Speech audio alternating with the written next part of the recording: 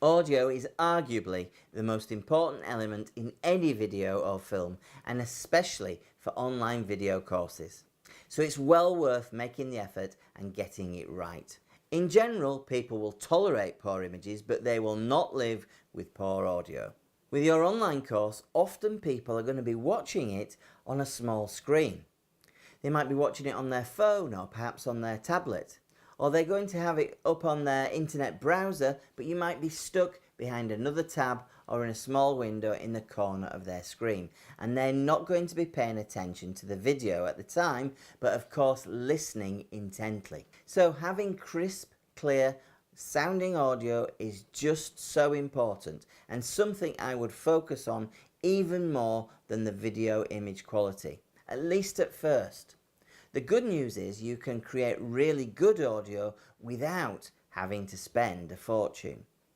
So, for better audio, the first thing to consider is an external mic.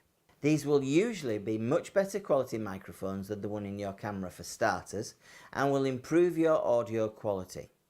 You'll remember from the basic kit video, if you are using a DSLR type camera, the chances are the audio recording capabilities are likely to be rubbish. So you can buy an on-camera mic like the Rode VideoMic Pro, and this just sits on top of your camera's Colt shoe on top of the camera.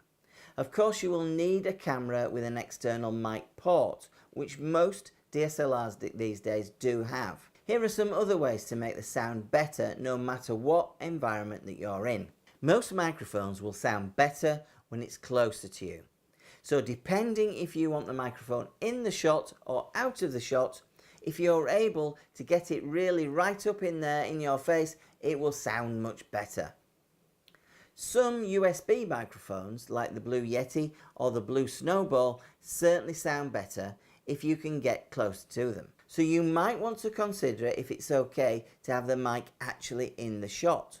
If it is okay to have the microphone in the shot, just make sure that it's not distracting by covering your mouth, because that's going to look awkward and it will be distracting for your viewer. If you do try and get the mic close to your mouth, you will have to think about the popping sound that you will get from the air from your mouth passing over the mic capsule. This can come from P's and S sounds sometimes. But you can get a pop filter for this, and you will need one especially if you're going to use a USB microphone or a studio microphone. A pop filter would be very inexpensive on somewhere like Amazon, and it just fixes to the mic itself or the stand and will get rid of those plosive sounds. Using different types of mic might improve the sound. You might want to use a lav mic or a tie clip mic. This type of mic can clip onto your shirt or the shirt of your talent, and you can hide them quite well too. Because they are not in direct line of your breath, the popping sound isn't often a problem. The best position for this kind of mic is about 6 inches below your mouth. If you do intend to hide the mic, you will have to check to make sure you're not getting rustling sounds from your shirt, etc. If you're using these outdoors, which is often how people do use them, you have to think about wind and wind noise passing over the mic. These lav mics usually come with a foam shield which will deal with much of the problem.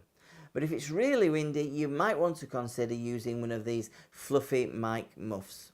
A lav mic might come with a long lead and connect via a jack into your camera's mic input, like on the camera mic. But you can also get lav mics that transmit the signal from the mic to a receiver that goes into the camera. Now this is excellent for when the talent needs to be much further away from the camera. You can also use a shotgun mic, for example the Rode NTG4. Once again, how much you spend on a shotgun mic will depend on your budget, because you can spend a lot of money but you don't need to get much better audio. The good thing about a shotgun mic is it tends to reject sound from the side and rear, and has a very narrow field where it picks up sound from, which can be really helpful in avoiding unwanted background noise.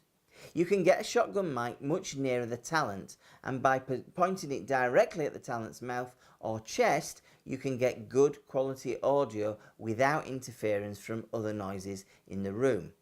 I often use a shotgun mic just above the talent and out of the shot. Most, if not all, shotgun mics do have an XLR connection, which means that they will not go directly into a DSLR camera. So you will have to consider using a recording device like the Zoom H5, and then perhaps sync your sound in post-production, which of course is a bit more work. But with a few accessories, you can actually get an on-camera mic like the VideoMic Pro in a similar position.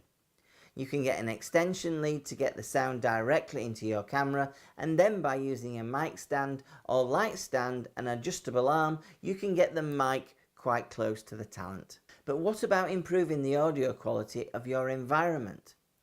Obviously, the first thing to think about is to find somewhere quiet, and try and choose a time when there won't be other noises in the house. Kids running around, laughing and generally enjoying themselves, and dogs barking and that sort of thing doesn't really help when you're trying to get the perfect audio. You might need to think about air conditioning or even fridges. Even some forms of electrical lighting can be surprisingly noisy, as can your computer fan. Now, if you're recording in a room with hard floors and hard surfaces, perhaps like a kitchen, you will hear some echo, and this is one of the hardest things to get rid of. Recording in a room with carpets and curtains is really nice because that dampens a lot of that noise already. But if you don't have carpet and if you're in a room with lots of hard surfaces, you can just bring in some blankets and pillows, hang up some blankets against the wall. You can get some cheap backdrop stands from Amazon and hang the blanket over these. It will help you reduce the echo, and by just placing pillows around your desk or any hard surfaces, you can dampen a lot of the problems caused by hard surfaces. If you really want to get advanced, you can use actual noise cancelling foam that people use in professional studios and place it around where you're recording. Thanks so much for watching, and I really hope that these tips help you when you're creating your next course. If you would like more help and support for creating your online courses, take a look at the My Expertise Online Academy, where you will find all the support, help and advice you could ever need for creating your own expert courses. And do keep coming back here to see my latest free product creation tutorials. And I look forward to seeing you next time.